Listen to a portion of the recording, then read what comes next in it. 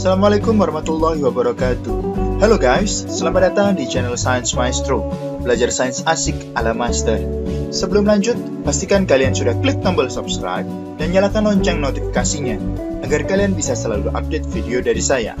Dan pastikan juga kalian klik tombol like jika menurut kalian video ini bermanfaat. Pada video kali ini kita akan membahas tentang protista bagian ketiga.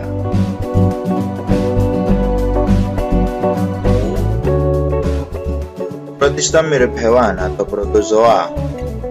Kita perlu mengenal ciri-ciri protozoa, mulai dari struktur tubuh protozoa.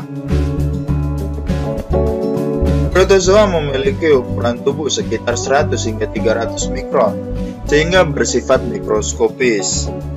Protozoa merupakan organisme bersel satu atau uniseluler. Semua kegiatan dilakukan oleh satu sel tunggal. Setiap sel terdiri atas bagian-bagian seperti membran plasma, sitoplasma, vakuola makanan, vakuola kontraktil, inti sel, dan mitokondria. Alat gerak dari protozoa berupa kaki semu atau pseudopodia, bulu getar atau silia, dan bulu cambuk atau flagellum. Adanya alat gerak tersebut mengakibatkan protozoa bersifat motil, dan inilah salah satu alasan protozoa disebut sebagai protista yang menyerupai hewan.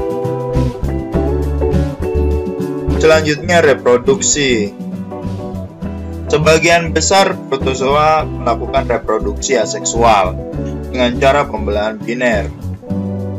Namun ada juga beberapa jenis protozoa yang melangsungkan reproduksi seksual dengan cara penyatuan sel gamet dan atau penyatuan inti sel vegetatif.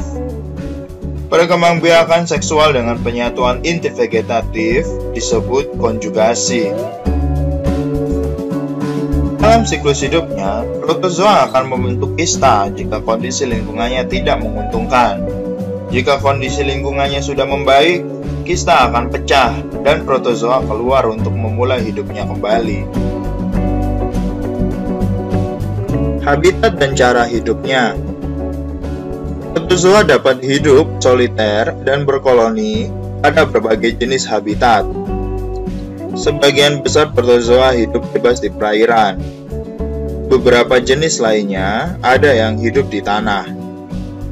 Ada juga yang hidup di dalam tubuh organisme lainnya seperti hewan dan manusia dengan cara bersimbiosis. Protozoa merupakan organisme heterotrof yang memangsa bakteri atau protista lainnya atau sampah organisme. Oleh karena itu, protozoa sangat berperan dalam mengontrol jumlah bakteri di lingkungan. Kita akan bahas satu persatu jenis-jenis protozoa jika diklasifikasikan berdasarkan 6 filum, mulai dari Rhizopoda. Bentuk sel Rhizopoda dapat berubah-ubah. Rhizopoda bergerak dengan penjulur sitoplasma sel yang membentuk pseudopodia atau kaki semu. Sitoplasma terdiri atas ektoplasma yang berbatasan dengan membran dan endoplasma yang berada di bagian dalam sel. Pseudopodia digunakan sebagai alat gerak dan menangkap mangsanya. Pada proses makan, pseudopodia mengelilingi makanannya dan membentuk vakuola makanan. Makanan akan dicerna di dalam vakuola makanan. Zat makanan hasil pencernaan di vakuola makanan masuk ke sitoplasma dengan cara berdifusi. Adapun sisa makanan akan dikeluarkan dari vakuola keluar sel melalui membran plasma. Habitatnya di air tawar, air laut, tempat-tempat basah, dan sebagian kecil hidup di dalam tubuh hewan atau manusia. Berdasarkan tempat hidupnya, terdapat dua jenis amuba, yaitu ektoamuba dan entamuba. Ektoamuba merupakan amuba yang hidup bebas atau di luar tubuh organisme lain. Misalnya amuba proteus yang hidup bebas di tanah lembab, Diflugia yang hidup bebas di air tawar, dan Globigerina yang hidup bebas di air laut. Sedangkan entamoeba merupakan amuba yang hidup dalam tubuh organisme lain. Misalnya Entamoeba histolytica, Entamoeba coli, dan Entamoeba gingivalis. Berikut ini merupakan struktur tubuh dari amoeba.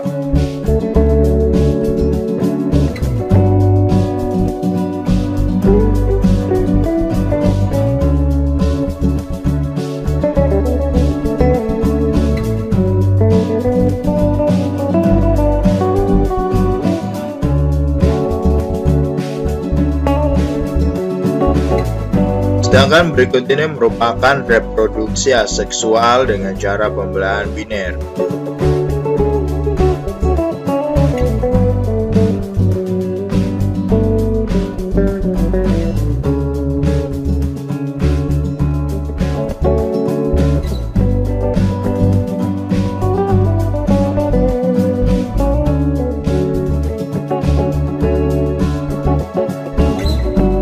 Dan ini merupakan fase makan dari amoeba yang menggunakan pseudopodianya untuk menangkap mangsanya.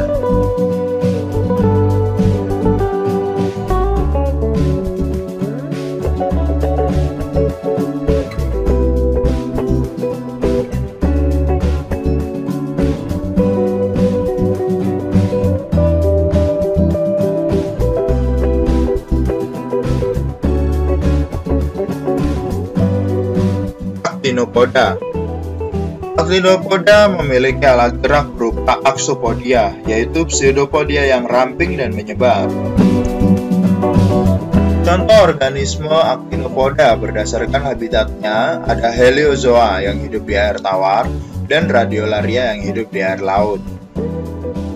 Heliozoa terdiri atas lempengan yang tidak menyatu dan mengandung silika. Sedangkan radiolaria memiliki rangka yang menyatu membentuk suatu potongan halus. Rangka actinopoda dapat dimanfaatkan sebagai bahan pembentuk gelas, bahan penggosok, hingga bahan peledak. Berikut ini merupakan gambaran dari actinopoda. Berikut ini merupakan struktur dari heliozoa.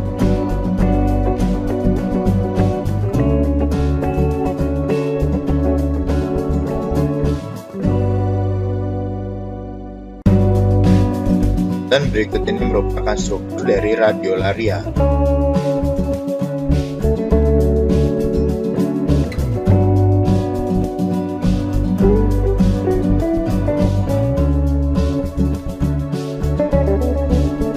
Foraminifera.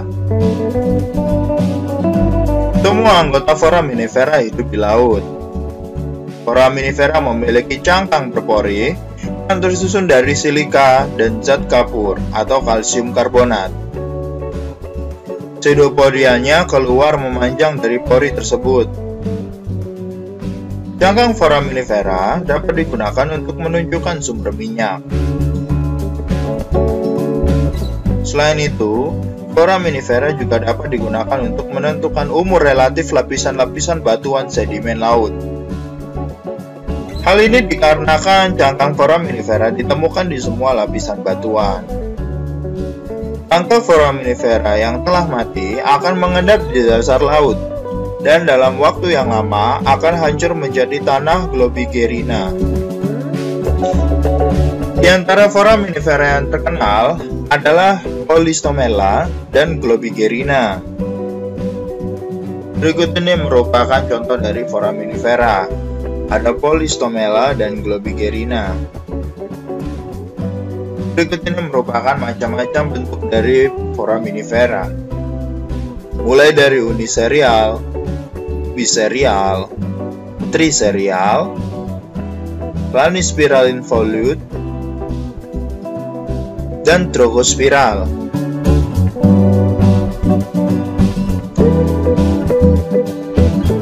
Dan berikut ini merupakan siklus hidup dari foraminifera.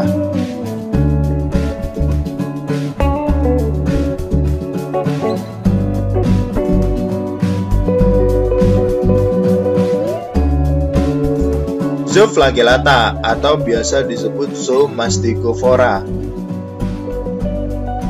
Zooflagellata memiliki ciri utama berupa adanya satu atau beberapa filamen panjang atau flagella yang terdapat di bagian depan sel atau anterior atau di bagian belakang sel atau posterior. Zooflagellata berkembang biak secara aseksual dengan pembelahan biner membujur. Anggota Zooflagellata ini ada yang hidup bebas di lingkungan berair, baik air tawar maupun air laut, hidup bersimbiosis, atau parasit dalam tubuh hewan. Contoh organisme yang hidup bersimbiosis dengan hewan adalah Trichonympha dan Mixotricha, yang mampu hidup di dalam usus rayap. Spesies ini menghasilkan enzim selulosa yang berguna untuk mencerna selulosa dalam kayu yang dimakan rayap.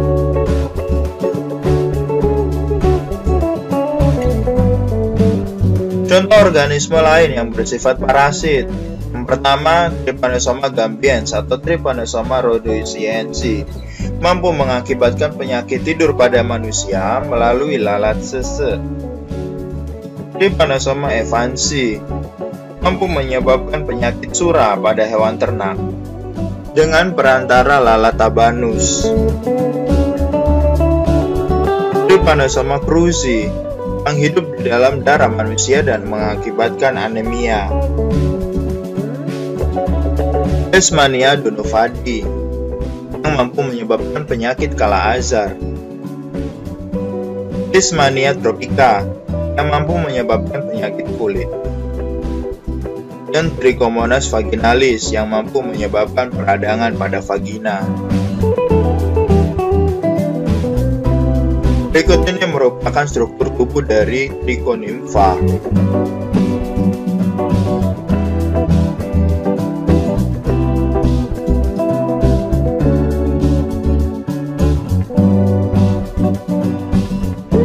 Dan berikut ini merupakan struktur tubuh dari Trypanosoma.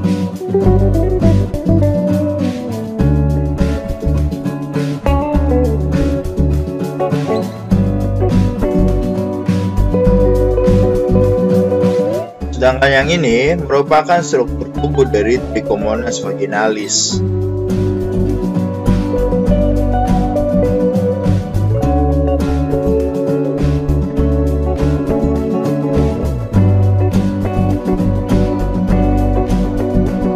Ini merupakan siklus hidup dari Trypanosoma. Serangga penghisap darah atau triatomin menghisap darah melepaskan Trypomastigot dalam fases. Trypomastigot masuk melalui celah gigitan atau membran mukosa. Selanjutnya, di dalam tubuh manusia, Trypomastigot akan melakukan penetrasi di sekitar sel-sel area celah gigitan. Di dalam sel-sel, mereka akan bertransformasi ke amastigot. Amastigot akan melakukan pembelahan biner di sel-sel dari jaringan yang terinfeksi. Hingga akhirnya amastigot intraseluler bertransformasi ke Trypomastigot, kemudian menghancurkan sel dan masuk ke pembuluh darah. Trypomastigot dapat melakukan infeksi ke sel-sel lainnya dan bertransformasi ke amastigot secara intraseluler di area infeksi yang baru. Selanjutnya, ketika serangga penghisap darah atau triatomin datang untuk menghisap darah, maka Trypomastigot akan ikut terhisap. Trypomastigot akan berkembang menjadi epimastigot untuk melakukan proses pembelahan biner membujur, hingga akhirnya terbentuk Trypomastigot dewasa kembali. Berikut ini merupakan siklus hidup dari Leishmania.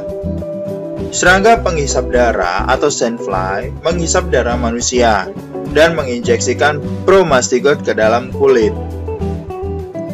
Promastigot di dalam tubuh manusia akan difagosit oleh makrofag. Dan di dalam makrofag, promastigot akan bertransformasi ke amastigot dalam makrofag.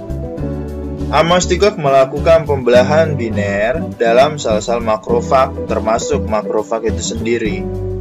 Dan ketika serangga penghisap darah atau sandfly datang untuk menghisap darah manusia, serangga ini akan menelan makrofag yang terinfeksi oleh amastigot. Di dalam pencernaan serangga penghisap darah atau sandfly, amastigot akan lepas dan bertransformasi ke promastigot. Promastigot dewasa akan melakukan pembelahan biner dan bermigrasi ke mulut jarum atau proboscis dari serangga penghisap darah sandfly.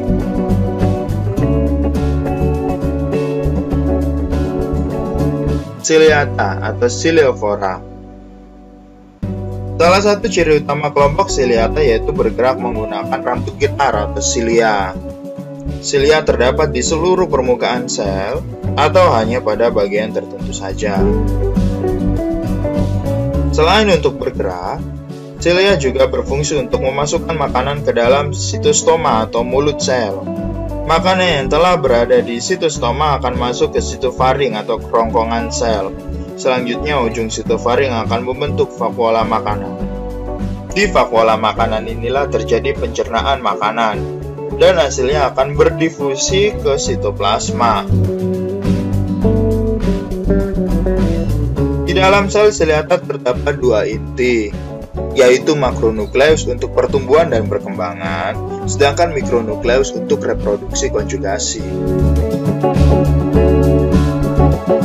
Ciliata dapat hidup bebas di lingkungan perairan, baik air tawar maupun air laut. Dapat hidup pula dalam tubuh organisme untuk membentuk simbiosis, baik mutualisme maupun parasitisme. Ciliata dapat berkembang secara seksual dengan cara konjugasi dan aseksual dengan cara pembelahan biner secara membujur.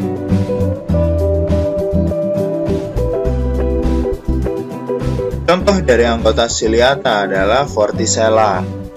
Vorticella ini mempunyai bentuk seperti lonceng, tangkai memanjang yang melekat pada dasar dengan silia di sekeliling mulutnya.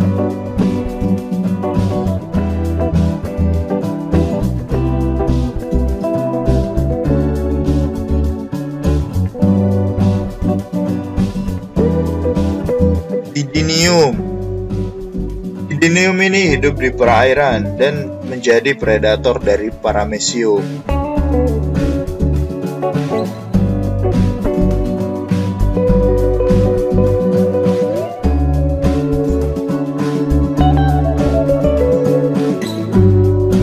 Stentor banyak hidup di sawah atau air menggenang yang mengandung banyak bahan organik.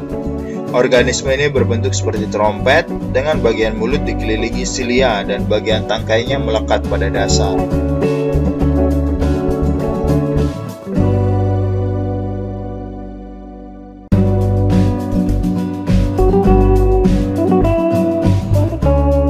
Galantidium coli hidup sebagai parasit dalam tubuh manusia dan hewan ternak.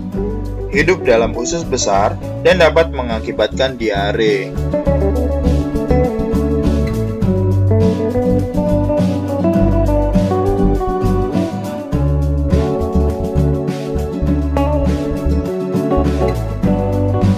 Paramecium caudatum berbentuk seperti sandal. Silia Paramecium ini terdapat di seluruh permukaan tubuhnya.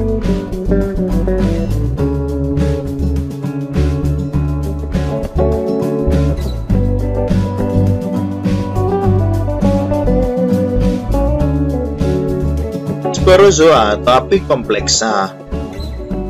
Sporozoa merupakan kelompok protista uniselular yang mampu bereproduksi dengan cara membentuk spora. Sporozoa tidak memiliki alat gerak. Seluruh jenis sporozoa hidup secara parasit dalam tubuh organisme lain, yaitu hewan dan manusia. Reproduksinya berlangsung secara seksual dan aseksual. Reproduksi secara seksual dengan cara pembelahan biner. Contohnya Plasmodium yang mampu mengalami pergiliran keturunan atau metagenesis. Berikut ini merupakan jenis-jenis Plasmodium berdasarkan fase hidupnya. Plasmodium falciparum mampu mengakibatkan penyakit malaria tropika dengan masa sporulasi antara 1 hingga 3 kali 24 jam. Plasmodium vivax mampu mengakibatkan penyakit malaria tertiana dengan masa sporulasi setiap 2 kali 24 jam. Plasmodium malariae dapat mengakibatkan penyakit malaria kuartana dengan masa sporulasinya setiap 3 kali 24 jam. Plasmodium ovale mengakibatkan penyakit malaria tertiana dengan masa sporulasinya 48 jam. Berikut ini merupakan struktur dari Plasmodium pada fase tropozoid.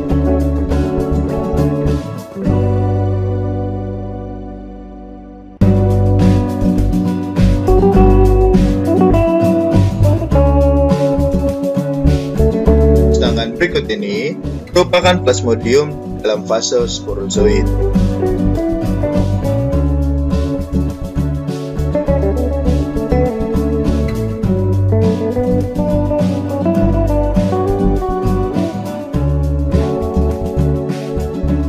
Berikut ini merupakan wujud dari Plasmodium vivax dan Plasmodium falciparum di setiap fasenya.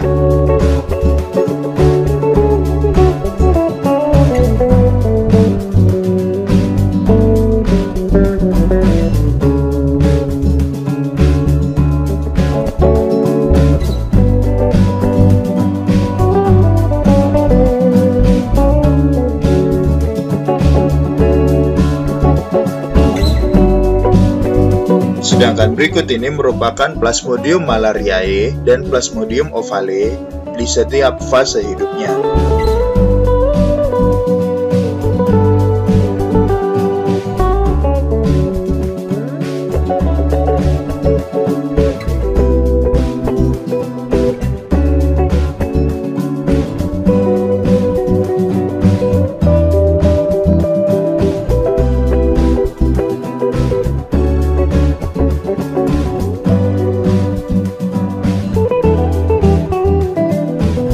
Ini merupakan siklus hidup dari Plasmodium.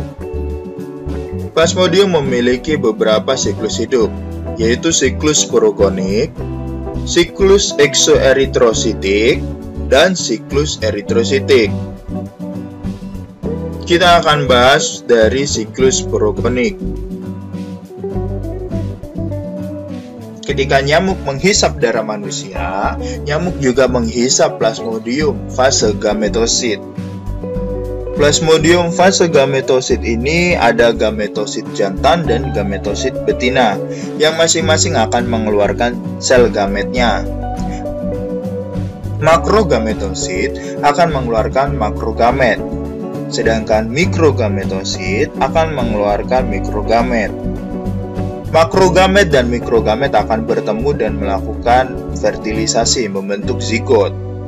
Zigot ini akan berkembang membentuk ookinet, dan ookinet ini akan terus berkembang membentuk oosista, dan akhirnya oosista hancur dan melepaskan sporozoa. Sporozoid ini akan bergerak menuju kelenjar ludah nyamuk.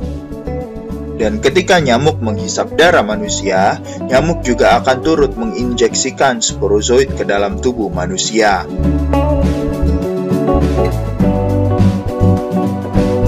Berikutnya adalah fase di dalam tubuh manusia. Setelah nyamuk menghisap darah manusia, nyamuk juga turut menginjeksikan sporozoid ke dalam tubuh manusia. Di dalam tubuh manusia, sporozoid ini akan menginfeksi sel-sel hati. Sel-sel hati yang terinfeksi ini akan tumbuh sebagai sizon. Sizon akan terus tumbuh hingga hancur dan mengeluarkan merozoid. Merozoid ini akan masuk ke dalam darah manusia. Di dalam sel darah manusia, merozoid ini akan berkembang ke dalam fase cincin. Fase cincin ini juga berkembang membentuk tropozoid muda. Hingga akhirnya terbentuklah tropozoid dewasa. Tropozoid dewasa ini akan melanjutkan perkembangannya membentuk sizon. Inilah yang disebut sebagai siklus eritrositik. siklus yang terjadi di dalam sel darah merah manusia. Adapun trofozoit muda akan berkembang membentuk gametosit, gametosit jantan dan gametosit betina. Ketika nyamuk penghisap darah datang untuk menghisap darah manusia, gametosit ini juga akan turut dihisap oleh nyamuk dan dilanjutkanlah siklus porogonik dalam tubuh nyamuk. Toxoplasma gondii juga termasuk sporozoa. Toxoplasma gondii mengakibatkan toxoplasmosis. Toxoplasma gondii masuk ke dalam tubuh manusia melalui makanan.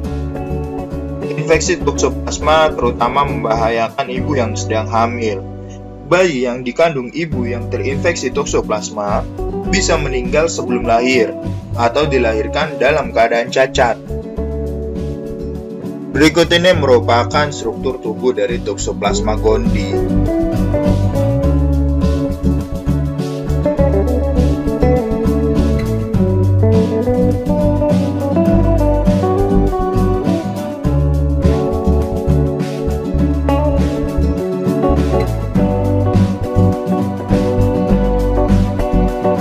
Sekian video kali ini, sampai jumpa di video selanjutnya. Terima kasih dan semoga bermanfaat. Wassalamualaikum warahmatullahi wabarakatuh.